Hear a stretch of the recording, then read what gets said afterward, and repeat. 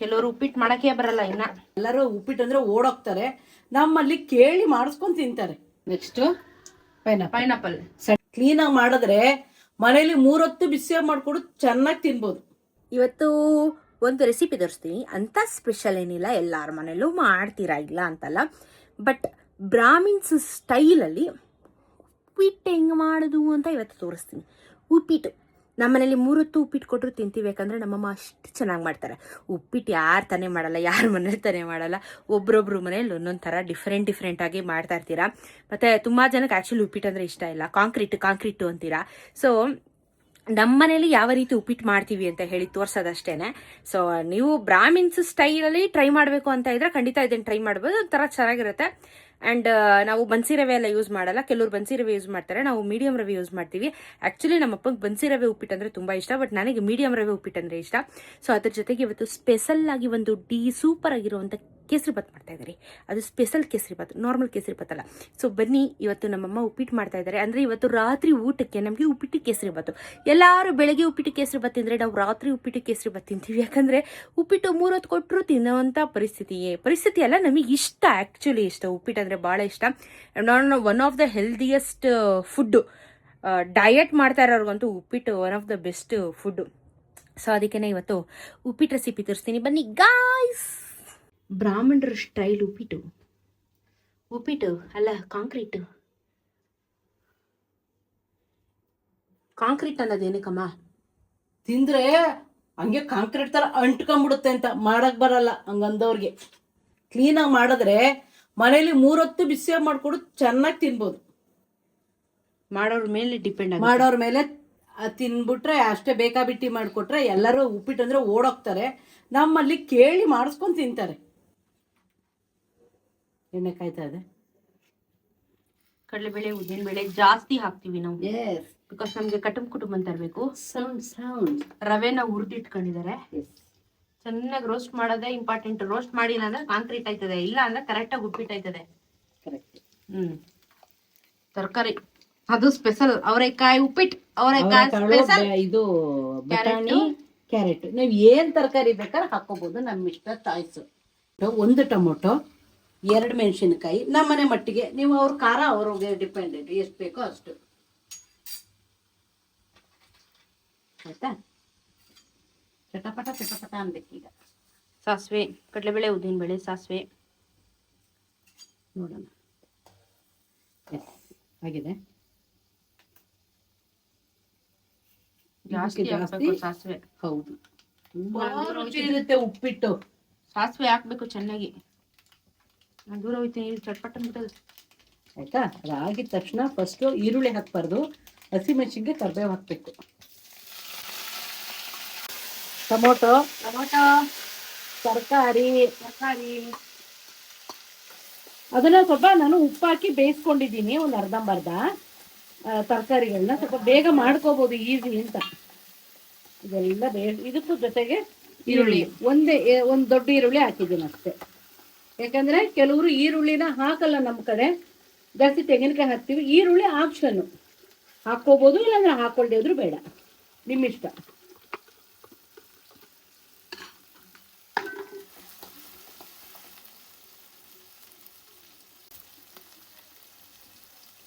ಸ್ವಲ್ಪ ಗೋಡಂಬಿ ರುಚಿಗೆ. ಸ್ವಲ್ಪ ಬೇಯಲಿ, ಮುಚ್ಚಿಟ್ಬಿಡ್ತೀವಿ 1-2 ನಿಮಿಷ. ಚೆನ್ನಾಗಿ ಹೊಂದ್ಕೊಳ್ಳಿ ಎಣ್ಣೆಲಿ. ಎಲ್ಲ ಚೆನ್ನಾಗಿ ಬೆಂದ ಮೇಲೆ ಇದಕ್ಕೆ ಎಷ್ಟು ಹಾಕೋಬೇಕು ನೀರು? ರವೆ ನೋಡ್ಕೊಂಡು ಅಳತೆ ಕಣಮ್ಮ.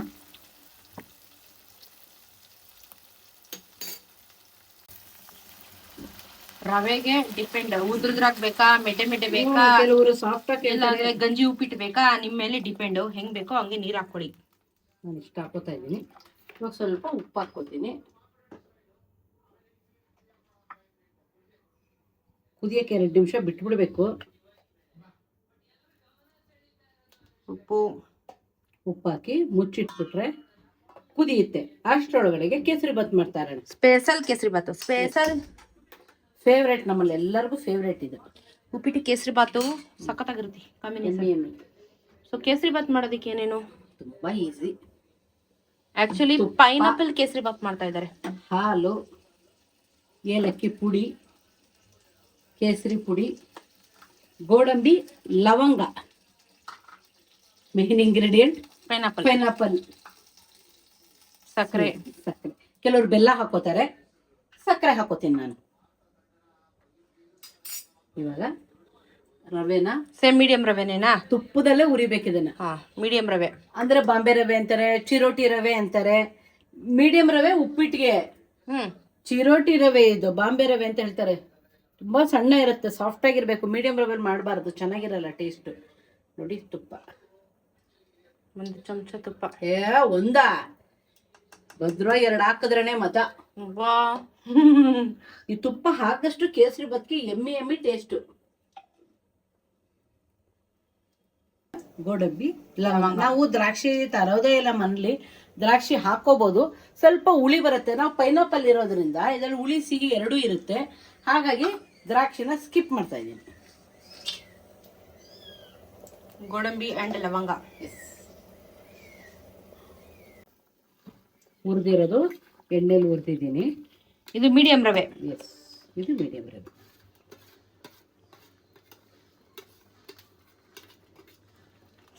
ಇವಾಗ ತಕ್ಕ ತಕ್ಕ ತಕ್ಕ ತಕ್ಕ ಡ್ಯಾನ್ಸ್ ಮಾಡೋ ಪ್ರೋಗ್ರಾಮು, ಹಾಗಾಗಿ ಮುಚ್ಚಿಬಿಡೋದು. ಸಿಮ್ಮಲ್ಲಿ ಇಟ್ಟು ಮುಚ್ಚೋದು. ಆಮೇಲೆ ಒಂದ್ಸಲ ಕೈ ಆಡಿಸ್ತಾರೆ. ಹೀಗೆ ವರ್ಷ ಹಾಕಲ್ಲ, ಹೀಗೆ ಸಿಮ್ಮಲ್ಲಿ ಹಾಕ್ತಾ ಇರ್ರಿ. ಈ ಕಡೆ ಇವರು ರೆಡಿ ಆಗ್ತಾ ಇದಾರೆ, ಕೇಸರಿ ಬಾತ್ ಅನ್ನ ರೆಡಿ ಆಯ್ತವ್ರೆ. ನೆಕ್ಸ್ಟ್ ಪೈನಾಪಲ್ ಸಣ್ಣಕ್ಕೆ ಹೆಚ್ಕೊಂಡಿದ್ದೀನಿ. ಒಂದೇ ಒಂದು ಸ್ಲೇಸ್ ಅಷ್ಟೇ ಕಟ್ ಮಾಡಿರೋದು ಇದನ್ನ.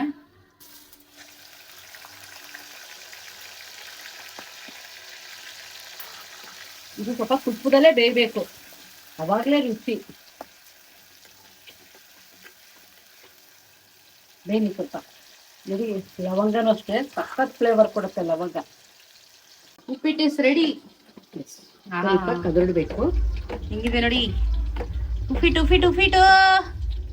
ಸ್ಟವ್ ಆಫ್ ಮಾಡಿದ್ದೀನಿ. ಆಫ್ ಮಾಡಿ ಅದೇ ಇನ್ನೊಂದು 5 ನಿಮಿಷ ಹಂಗೆ ಮುಚ್ಚಿಟ್ಬಿಟ್ರೆ ಹಬೆಲೆ ಬೆಂದು ಹೋಗುತ್ತೆಲ್ಲ. ಮೇನ್ ಇಂಗ್ರೀಡಿಯೆಂಟ್ ಇವಾಗ ನನ್ನ ಫೇವ್ರೇಟ್ ಏನು? ತೆಂಗಿನಕಾಯಿ, ಆಮೇಲೆ ಕೊತ್ತಂಬರಿ ಸೊಪ್ಪು.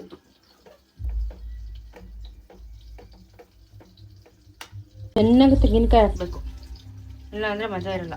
ಹೌದು, ಜಾಸ್ತಿ ಹಾಕಿದಷ್ಟು ಫ್ಲೇವರ್ ತುಂಬಾ ಚೆನ್ನಾಗಿರುತ್ತೆ. ಕೊತ್ತಂಬರಿ ಸೊಪ್ಪು ಇಷ್ಟನ್ನ ಹಾಕ್ಬಿಟ್ಟು ಕಲಿಸ್ಬಿಡಿ. ಉಪ್ಪಿಟ್ಟು ನಮ್ಮ ಸ್ಟೈಲ್ ಉಪ್ಪಿಟ್ಟು ರೆಡಿ. ನೋಡಿ ಎಷ್ಟು ಚೆನ್ನಾಗಿ ಬಂದಿದೆ, ಕನ್ಸಿಸ್ಟೆನ್ಸಿ ನೋಡಿ ಎಷ್ಟು ಚೆನ್ನಾಗಿ ಬಂದಿದೆ ಉಪ್ಪಿಟ್ಟು.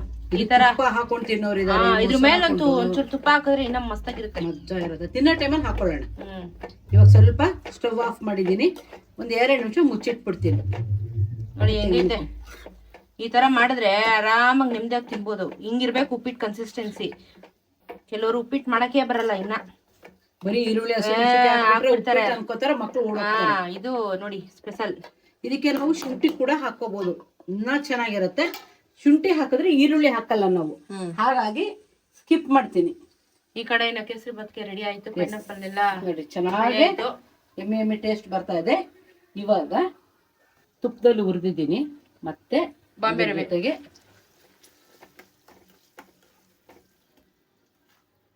ಇದು ಬಾಂಬೆ ರವೆನಾ. 2 ದಿನ ಇಟ್ಕೊಂಡು ತಿಂದ್ರೆ ಮಜಾ, ಫುಲ್ ಮಜಾ ಬರುತ್ತೆ.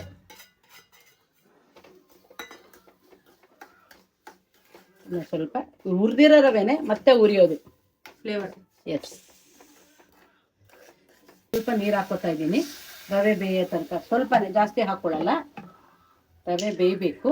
ನೀರಲ್ಲಿ ಬೆಂದಿದ ತಕ್ಷಣ ಇಮಿಡಿಯೇಟ್ ಬೆಂದೋಗುತ್ತಿದ್ದು. ಬಾಂಬೆ ರವೆ ಅಲ್ವಾ, ತುಂಬಾ ಸಾಫ್ಟು. ಇವಾಗ ಚೂರು ಹಾಕಿದೆ, ಏನಕ್ಕೆ ಅಂದ್ರೆ ಹಾಲು ಹಾಕ್ತಾ ಇದ್ದೀನಿ.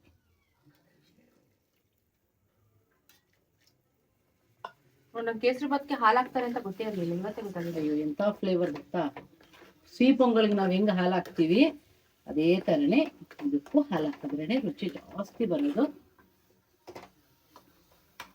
ಕೇಸರಿ ಪುಡಿ ಕಲರ್, ಫುಡ್ ಕಲರ್ ಹಾಕಿದ್ರೆ ಹಾಕಿಲ್ಲ ಅಂದ್ರೆ ಬಿಟ್ಟಾಕಿ ಅಷ್ಟೇ, ಅವ್ರ ಚಾಯ್ಸ್. Your choice. ಕೈ ಆಡಿಸ್ತಾ ಇರಬೇಕು, ಗಂಟು ಬರಬಾರ್ದು. ಹಿಂಗೆ ಚೆನ್ನಾಗಿ ಅಲ್ಲಾಡಿಸ್ತಾ ಇರ್ಬೇಕು ಇದನ್ನ. ಕೈ ಆಡಿಸ್ತಾ ಇದ್ರೆ ತುಪ್ಪ ಬೇಕು ಅನ್ಸೋರು ತುಪ್ಪ ಹಾಕೋಬಹುದು. ಆಮೇಲೆ ಸಕ್ಕರೆ, ಫೈನಲ್ ಆಗಿ ಸಕ್ಕರೆ ಹಾಕ್ಬಿಟ್ರೆ ರವೆ ಬೇಯಲ್ಲ. ಒಂದು ಸ್ವಲ್ಪ ಏಲಕ್ಕಿ ಪುಡಿ,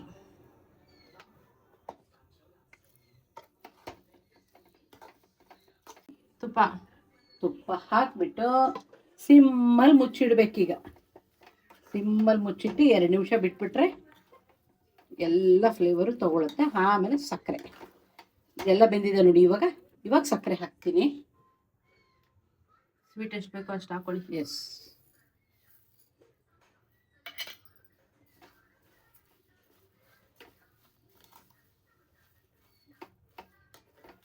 ಟೋಟಲಿ ಈಗ ನಮ್ಮ ಸ್ಟೈಲಿನ ಉಪ್ಪಿಟ್ಟು ಮತ್ತೆ pineapple kesari bath is ready for dinner. ನಾವು ರಾತ್ರಿ ಊಟಕ್ಕೆ ತಿಂತಾ ಇದ್ದೀವಿ ನೋಡಿ. ಇವಾಗೆಲ್ಲ ಪಾಕ ಬಿಡ್ತಾ ಇದೆ, ರೆಡಿ.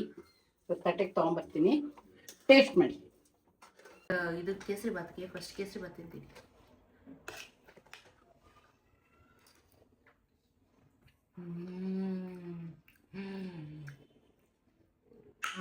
ಹಂಗೆ ಲಟ್ಟೆ ಬಂತು ಅಂದ್ರೆ ಸಕ್ಸಸ್ ಅಂತ ಅರ್ಥ. ಹುಳಿ ಸ್ವೀಟ್ ಸ್ವೀಟು. ಇವಾಗ ಪೈನಾಪಲ್ ಸೀಸನ್ ಅಲ್ಲ, ಹೆಂಗೋ ಉಪ್ಪಿಟ್ಟಿನಾ.